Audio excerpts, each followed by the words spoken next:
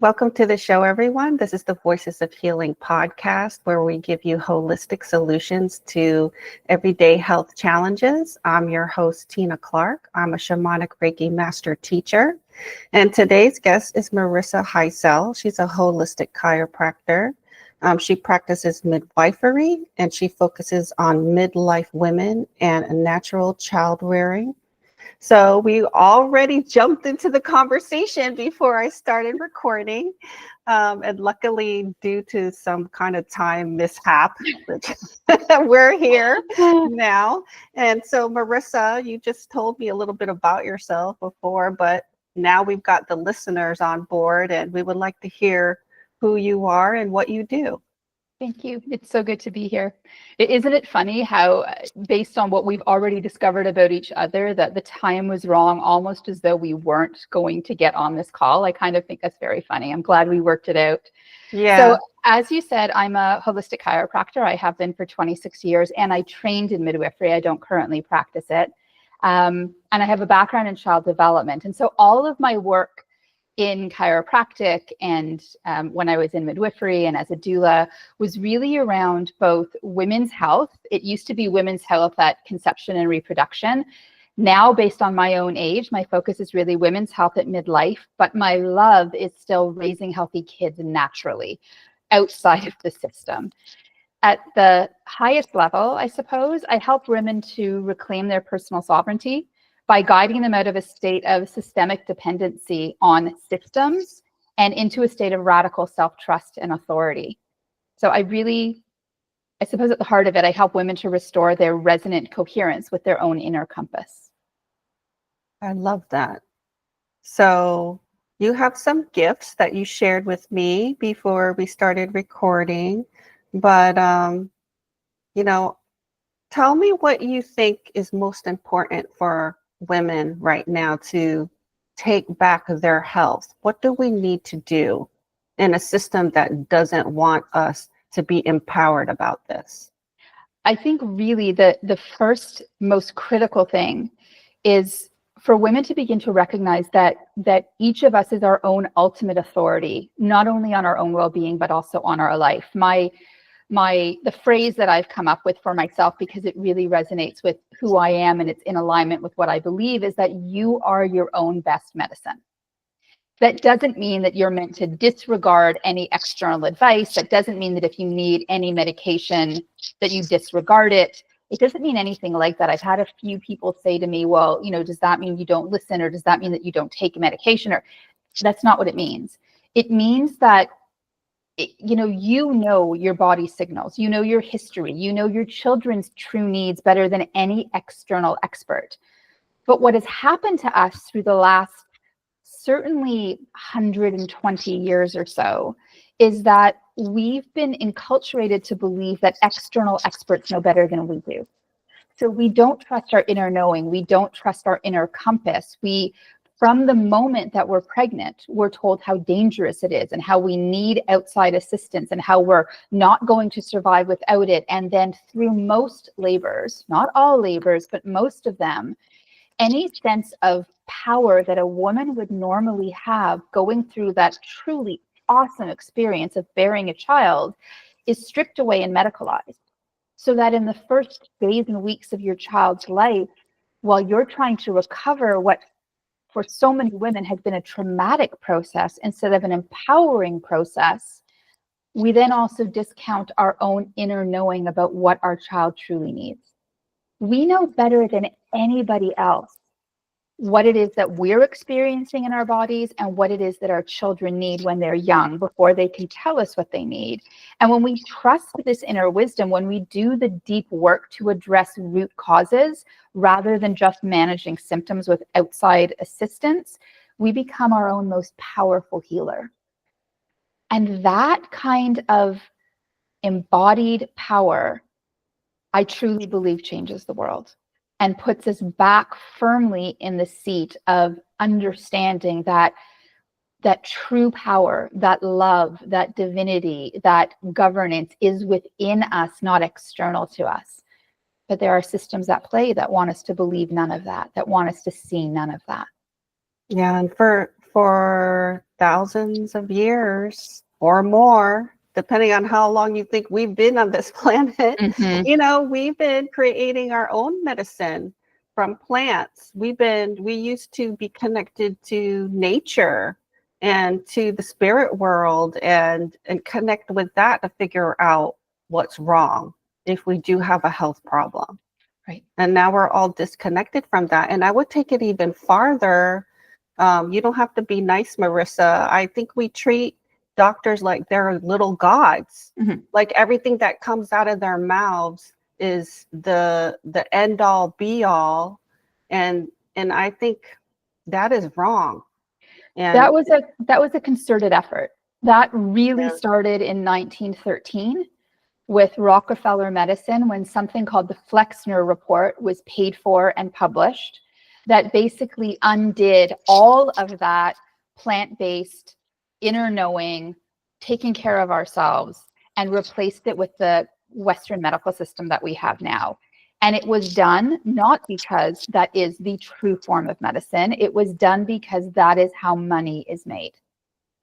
The number of patients that I have had through the last 26 years who have either been told that if they don't comply with whatever medical dictates are given to them for their children's health, they will be kicked out of the pediatrician's office, or the number of women at midlife who are struggling with symptoms without understanding that there are natural ways to handle those symptoms, have literally had their medical doctor say to them over and over again, well, we can just take your uterus. You don't need that anymore.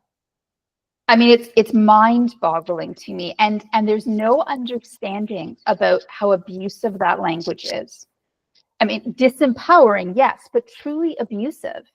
If we stopped and we looked at how abusive the system is of women's health, we would be horrified right from pregnancy and labor through. The number of women who have true birth trauma, not because they gave birth to a baby, but because of how they were treated or how their birth was medicalized, is massive.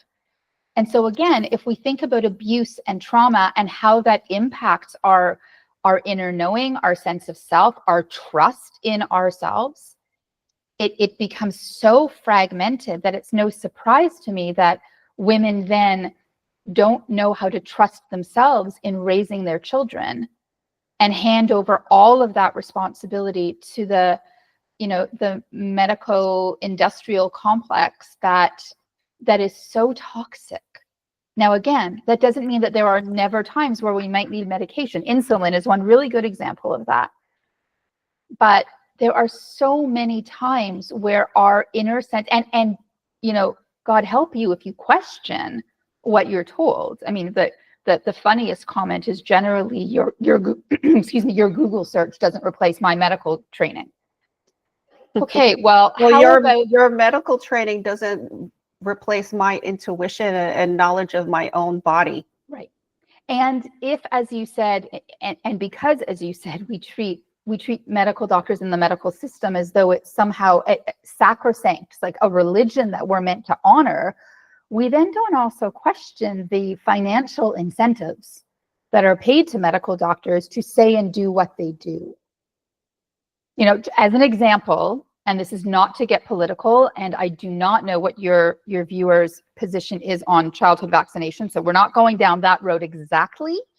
However, if people understood the amount of money that a pediatrician or a medical doctor is paid to vaccinate a child, and if you have a family that comes in and says, we're not going to, it messes up the metrics, the algorithm. So instead of saying, okay, well, you can stay and we'll continue to dialogue and we'll help, we'll make sure your child stays healthy together, instead that family is kicked out of the practice. There is a financial incentive, and it is a very lucrative financial incentive. So vaccination itself, regardless, we have to look at that. If something is, if a medical doctor is truly standing on their Hippocratic oath to first do no harm, there should be no need to financially compensate and act like that. But we don't ask these questions. We don't, it's like, because it's really like we've lost our capacity for critical thought, or so many people have. Yeah, I think that when I was a young mother, I didn't know, and I trusted doctors. I trusted the nurses. I trusted the pediatricians. I thought they knew what they were talking about. And now I completely don't at all. Yeah.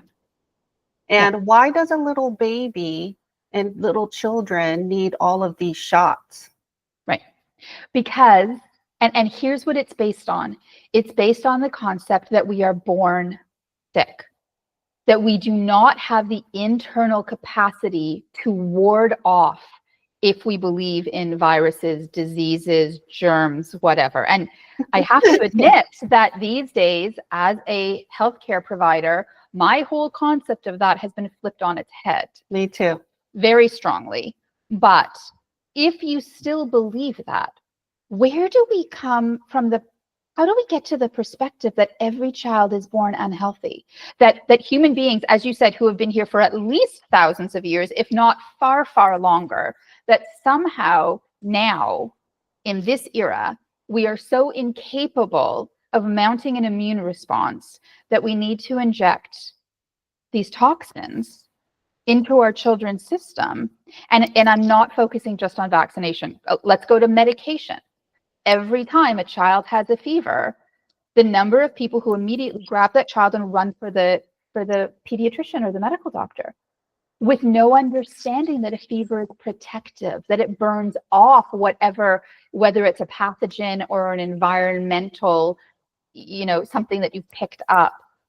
And so we are over medicating our children. We are over vaccinating our children, if you believe that we should have any. And we don't question, because we have come to believe that outside of us lies the authority and the experts. And we're just these passive recipients floating through life, not capable of making decisions because your Google search can't, etc. And I'm at the point now, 26 years in my early 50s, of believing that, first of all, I know that all of this has been intentional. I know that with every fiber of my being and intuition, in order to ensure that we do not step into our power, because I believe that human beings are so much more powerful than we have ever been led to believe. I don't think we have the slightest idea what our true human history is. I don't think we have the slightest idea of what we are capable of in terms of our inner knowing, our intuition, our ability to reach out to each other. I know what you were referring to is that I put my hand on somebody and I see an inner representation of what's going on in their body, within my own body and my mind. And it's allowed me to do what truly seems crazy, which are, like to find cancers that have been missed by the medical system. Not my favorite part of what I'm capable of. It's always a little bit frightening to me, but that's a gift that was given to me. And I believe we all have gifts of whatever it might be. So I want to jump back to,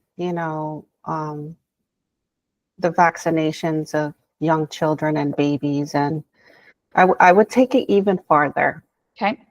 And I would say they want lifelong patients 100%. that are sickly, and that these shots are making you sicker and sick. And then they have that patient that needs to come in to deal with all the illnesses as a result. That's all it is. I would say ban it all. So I believe that the pharmaceutical industry wants to create lifelong consumers, and they're doing that with our children, from early injections to all of the medications, to lowering fevers, to allergies, to eczema, to digestive issues, to, however, I think it's a little further than that. I don't think it's just creating consumers. I think it's ensuring that people are sick so that they cannot recognize their inner power and will never stand up against this agenda. And there are more and more people questioning now. And truly, one of the gifts of the last crazy 5 years, which have been intense, yes, and which so many people have not psychologically, mentally, or emotionally recovered from at all, because I describe it as constant fear porn. I mean, that's what it is. It is constant, and it didn't stop. Now it's not just about the virus. Now it's about war and financial upheaval. And I mean, it's constant. My recommendation these days is not to have the news on at all, and certainly not to be listening to it around your children, because they are taking that into their systems, and it is creating an environment of internal fear that they cannot handle. Cannot. But I truly believe, as you said, it's not just to make sure that we are the perfect consumers, but it's also to ensure that we do not have that internal capacity to rise. Yeah, I quit the news a long time ago because I knew that as a sensitive empath, this type of stuff really impacted me, and the visuals too. I'm a very visual person. So I remember as a child seeing things and I couldn't get the visual out of my head. So I know that about myself. And so if you're listening and you're still watching the news, you're doing yourself a big disservice, because all the news reports is negative, negative, negative. And they have their own agenda as well. I'd say beyond being negative, I'm going to suggest that much of it is false. Yes. It is propaganda meant to direct us in a certain direction so that we are compliant, so that we are complacent, and so that our capacity for critical thought is completely dissolved. We don't ask questions as a species anymore. We don't debate as a species anymore. I mean, you and I are both at midlife.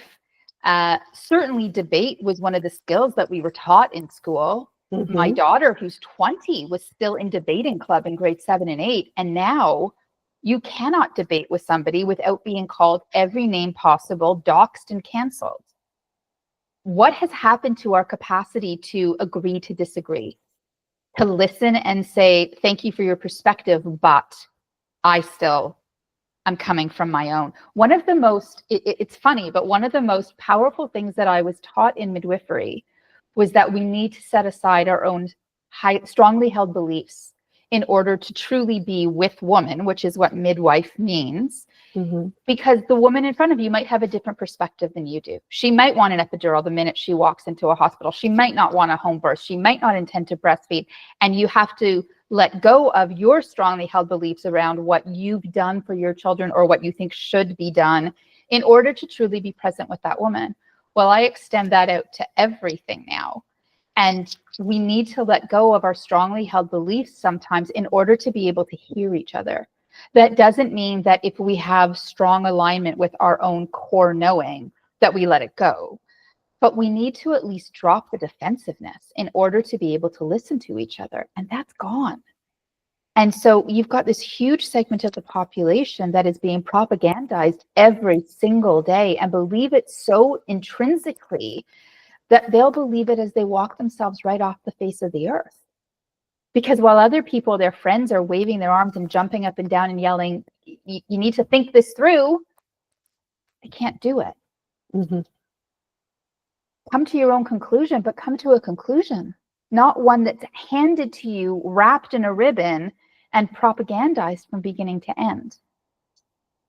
I feel like if you go on this journey, and you were talking about the past 5 years was like a big awakening for me too, that you have to look at things that you don't agree with. You have to listen to people that you don't agree with. You have to face things that are uncomfortable as a possibility that it might be true. And I did all of that during COVID. And I'm so glad I did, because there were things that I was ignoring, because not that I didn't think it was possible. It was just like this rabbit hole of, I don't know if I really want to go down this path. The rabbit holes can be frightening because, again, I believe that we are in a system that is not conducive to human health, well-being, flourishing, joy, all of that. I don't believe that we are. And so when you go down that rabbit hole and you start to explore it and you start to recognize that maybe humanity has been held in servitude for a long time. That's frightening.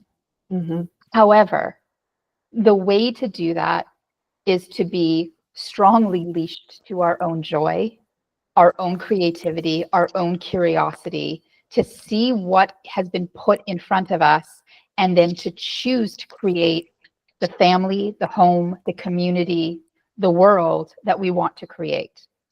Not one that is, you wake up in the morning, you go to work, you do your work, you come home, you feed the kids dinner, you do laundry, you go to sleep, and you repeat the next day. But Mm-hmm. one where you truly are choosing what is best for yourself and your family in order to be as strong as possible, to then be able to share that strength out into your community, and then your city or your state or province, and then beyond that to your country, and then out into the world. Because when we hold that deep resonance of, joyful frequency, this consciousness that is not sitting in a place of lack or fear or shame or any of that, when we start to hold ourselves closer to a place of trust and joy and love, and we radiate that outwards, not only can we not be taken advantage of any longer, but we create the world that we wish to live in. But that takes some willingness to look at the things that are uncomfortable, as you said. And Mm-hmm. that's a scary proposition for so many people. But what's the alternative? Getting pulled into a stream of craziness and a world that, doesn't serve anybody. I think if you believe that's reality, then as you said, to what end? But if you think that's all that's available to you, and if you don't, again, if you think that everything you're seeing and hearing is the truth, and you're not willing to engage in conversation with somebody that might have a different perspective and wants to share it with you, not to override you. This whole concept of how do I make them wake up and see is nonsense. That's not your role. That's not your place. I think what is to just be truly, deeply who you are, in alignment with your North Star. And you don't waver from it, and you don't shy away from difficult conversations without argument. Mm-hmm. And you just continue to be the light that you know that you are and that you want to see. And people will either run with it or they won't. I think the whole concept of raising consciousness is one that not everyone is meant to this time around. Maybe at some future date, maybe if there truly is reincarnation, and if we return again, if our soul's journey is, non-ending, then hopefully people continue to learn and grow. But human beings are so afraid of change that the thought of even hearing somebody else is just so taboo that it can't be done. And my big assertion, my personal assertion, is that unless we start to recognize this, unless we return to, almost simpler times, I'm not talking Little House on the Prairie necessarily, but simpler times where we are back in connection with nature, where our children are not staring at a screen from the moment that they're 6 months old. Their brains are not capable of dealing with that information. We are damaging our children with these devices. And it's not up to the government to regulate them. It's not up to the device companies to regulate them. It's up to us as parents. It is our responsibility. Until we start to reclaim this responsibility for clean food, clean air, clean water, no devices, children out in nature, able to play, until we start to recognize that the danger is not out there, it's our children staring at screens all day long, we're going to remain indentured. We're going to remain indentured slaves. Yeah, well, also, if your children are going to school, they're not in nature and they're looking at screens. Right. Right. So I do think that this raise of consciousness is inevitable. It's frustratingly slow for people like us, Mhm. but I think it's inevitable because the age that we are in now is different than the Mhm. last 1,000 years, and it's pushing us to change, and with the way change is done, it can be uncomfortable or you can make it easier for yourself. I think the stripping away of all those last veils, like when you can't see and all gets ripped down is more than a little uncomfortable. Like, it can be a little crazy making. It can be really fear inducing. And so having people like yourself, like me, like other people who can reassure, who can hold that energy for you as you're going through this path, can be really helpful, because it is a lot. It's a lot to start to recognize the propaganda in everything. It's a lot to start to recognize that not only is history written by the victors, but history is written by the uber wealthy, and we're not that. As some people say, it's a big club and you're not in it. We don't know what we're capable of. But here's the thing: if 3 or 4% of humans actually stood and held their resonant frequency, not in any aggressive way or combative way, but just held the frequency of light and love and joy and curiosity and creativity and all of that, the world would change. And right now I think we're close to that number. I just think we're all sort of scattered all over the globe and divided. And I think there needs to be a more conscious reaching out, not to find each other, nothing like that, but to just keep resonating out trust and truth and love and belief, even in the face of what looks really frightening. Like, what's the news today? Yeah. Let's not look at it and just continue to radiate out this deep inner knowing. Well, I think that people as a whole are good. I just think they're not looking at the things they need to look at, and they are not questioning what they need to question. You need to question more. And I would say with history, it's more than just being written by the uber rich. It's wrong. Yes. It's completely wrong. But that's a given. Yeah. Everything you've learned and they taught you in school is wrong. It's not accurate. I talk about having the courage to question everything.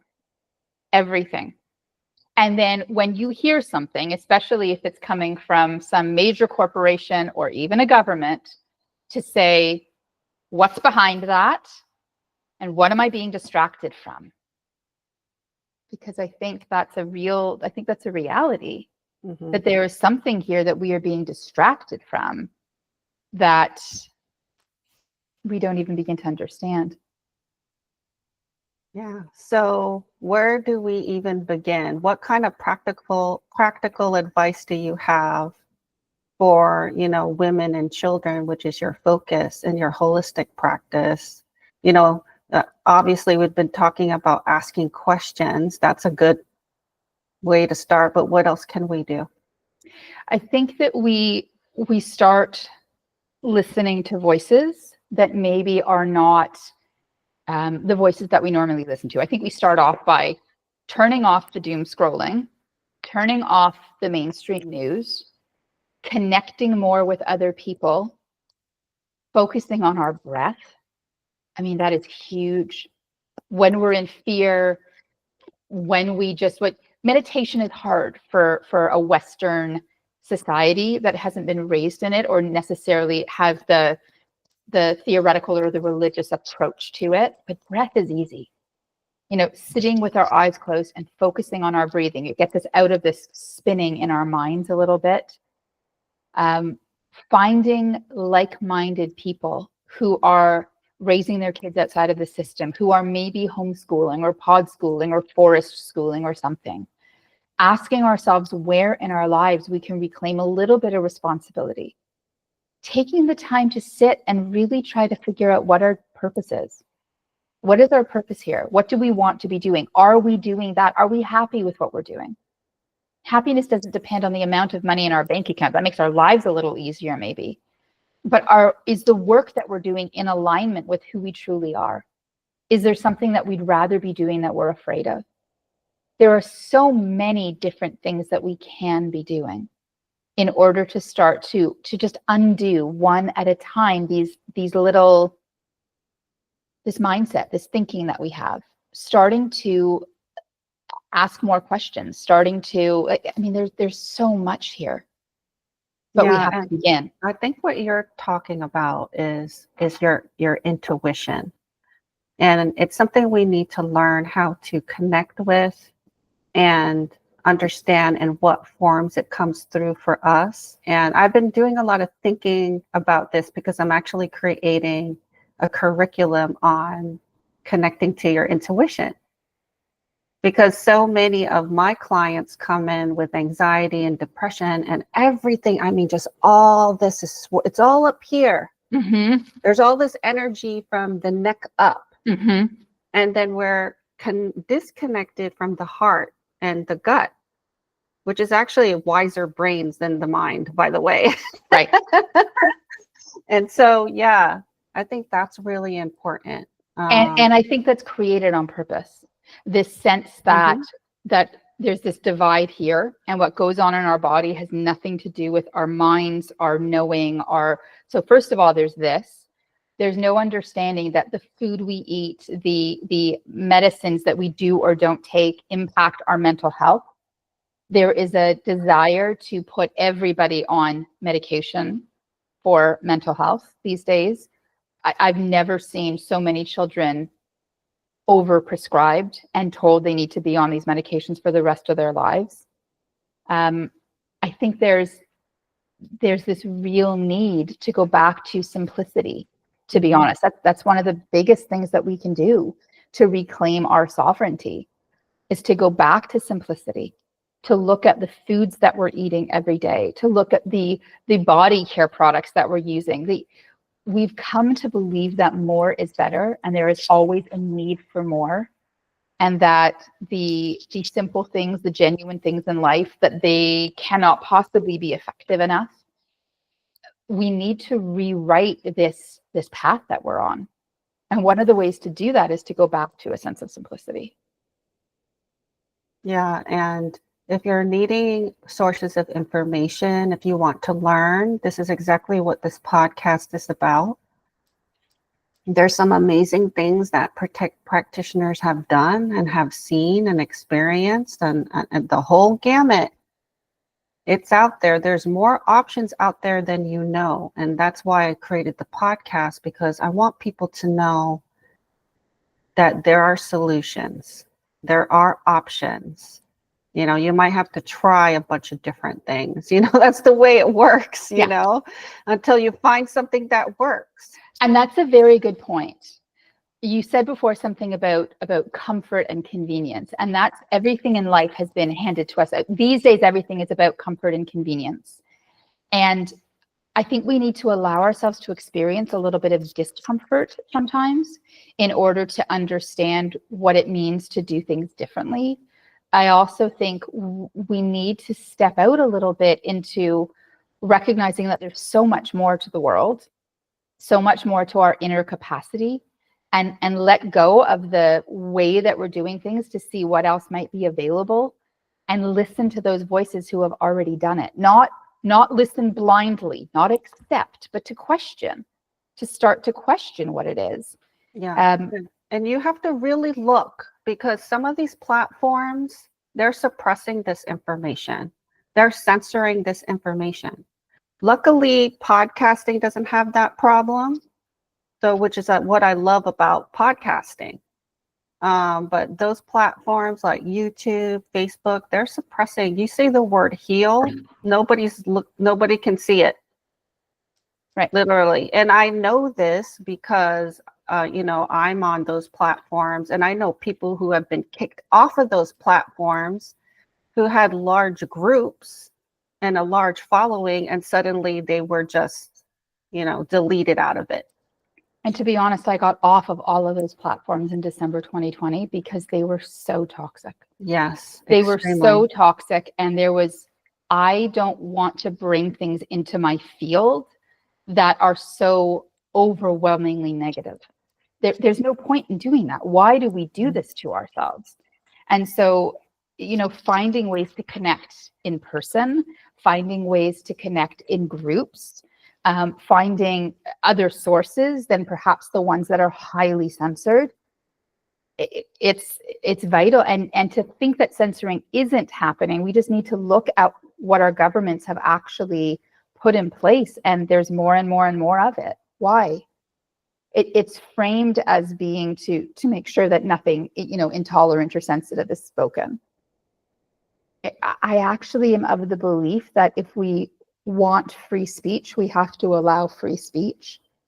And if somebody says something that is truly distasteful or radical or whatever else, that they're entitled to that point of view. It's not yours. I keep going back to sticks and stones may break my bones, but words will never hurt me. And somehow now, living in 2025, it's like words are what are going to wound us most. It's not true. Somebody else's opinion is not your own. Somebody else's opinion, if you have a truly developed sense of self, you know what your inner compass is, you are in alignment with it, then no matter what somebody else says to you should have no impact.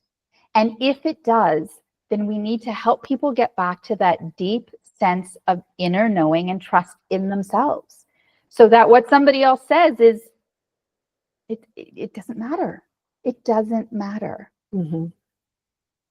But if we shut everything down, all conversation, everything is surveilled, everything is censored, there's a reason for that. It's not to keep us safe. It's to keep us from hearing and incorporating that into ourselves and rising. Yeah. So the information is out there. You have to look a little harder, and then how do you know you're hearing the truth? Well, if you're connected to your feeling body, you will feel if this is right or not. And I've heard things that I was like, yes, this feels right. This sounds true. And then other things I would be like, well, I'm not sure about that, but I'm not going to completely dismiss it. Right. I'm just going to put that to the side because I'm not sure about that. Right. So, and then you just keep moving. So I think always learning, always reading, always, listening. If you love holistic health, you listen to the podcasts and you read the Substacks and all the things to learn. And then you just keep shifting and evolving over time. And we ask, does this feel true to me? Mm-hmm. Does this feel true for me? Is this alignment with what I know? Is this in alignment with my higher purpose? And some things will be and some things won't. And some things will change. What we thought we knew about a person, a system, a something, we might suddenly start to recognize, wait a second, that's not what I thought it was. That's being censored or manipulated or something. We want to keep coming back to this, to honing this muscle. It's a muscle. Mm-hmm. Muscles take work of asking the questions, reevaluating, leading into trust, leaning into our own inner knowing, discarding, starting again. Humans are the only species that are so resistant to change. It's a beautiful thing. It's about, if you don't want to call it change, call it growth, expansion. Well, the irony, joke's on us, nothing stays the same. Right. Even if you want to stop it, it doesn't stay the same. It's going to change resisting anyway. Change is just, it's really going to hurt you. Right. You're really going to be miserable because nothing ever, we are on a circulating planet through space where the sun is moving, the planet's moving, we're moving. Nothing is static or unmoving. So just embrace that change is part of being alive now. And right now, we are definitely in a cycle of massive change. We're in, the tail end of what some call an 80-year cycle. And this period that we're in is one of massive change, but that change is not conducive to human flourishing. So it's not that we want to not grow or change. It's that we want to energetically, verbally, even physically direct it toward what is best for my family, what is best for myself, what is best for humanity. That's not necessarily the agenda that we're being told. It's just not. But just remember, they're not telling the truth. Absolutely. Exactly. or all of it is highly manipulated, or all of it is highly propagandized, or, and it's okay to recognize that, even if it's frightening, because you can turn to yourself, your heart, your resonance, your knowing, your mind, your gut sense, your intuition, in order to help guide you, instead of blindly, complacently following. Right. And when we do that, we have free will, so use it. Right. Yeah. And when we do, we raise healthy, thriving children. We raise kids who can deal with adversity, who are resilient, who are not laid low by any word that somebody else says, who are not so easily manipulated. And we become women in our, late 40s, 50s, 60s, into our 70s, who are these carriers of wisdom throughout our lives that we can then share with our communities, which is the way women used to act, in order to then help lift people. Women in their 50s, 60s, 70s are not burdens to be borne, which seems to be the way the system views us. We are wise, and we are beautiful, and we are still sexual, and we are learned, and we are experienced. And that's discounted. And ideally, we're more empowered than we ever have been before. Absolutely. Absolutely. Yeah. So Marissa, it's a little after 1, so I don't know how much longer you can go, but can you share any projects, any books, or what you're up to right now and how people can contact you? Absolutely. So my web address is probably the best way to find me right now. That's elementalhealingarts.life. There is a blueprint on there called the Energy Elevation Blueprint that you're very welcome to download for free. And what's coming out in the next 2 weeks is a new little mini program that I'm working on called 5 Lies Modern Women Are Told About Health. And the idea behind this is to start to get us to recognize what is not true and what can be true for us in terms of our own health and well-being. And it's going to lead us gradually into a program that's coming out either later in the fall or early next year called Midlife Reclamation. And then what will be coming out after that will be programs called Raising Healthy Kids Naturally. That, again, so many people, I think, want to look at how to raise children differently. But if you've never done it, if you weren't raised that way, if you don't know who to ask, if you don't know that can be tricky. It can feel frightening. So I'd like to provide that healthy framework for people. So those are some of the things that I'm working on. I do have a podcast of my own that, as I said to you, I'm hoping will be out in the next 4 weeks. These things are tricky to start, but that will be called Whole Health Alchemy. And I'd love to have you on there as well at some point, just to talk about some of these more spiritual and energetic topics that are so important for us.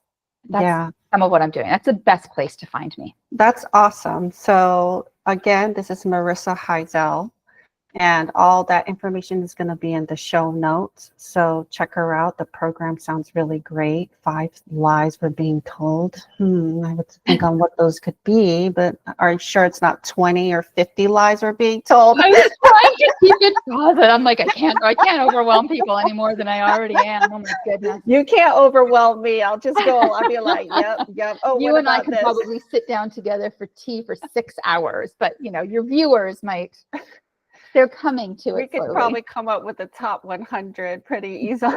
We could, yes. But thank you, Marissa, so much for the work that you do and the wisdom that you're sharing, and don't stop sharing it. The people that need to hear you are going to hear you. And even if you plant that seed and that seed doesn't sprout for a while, it was worth all of it. Thank you. It was so good to be here. I appreciate it immensely.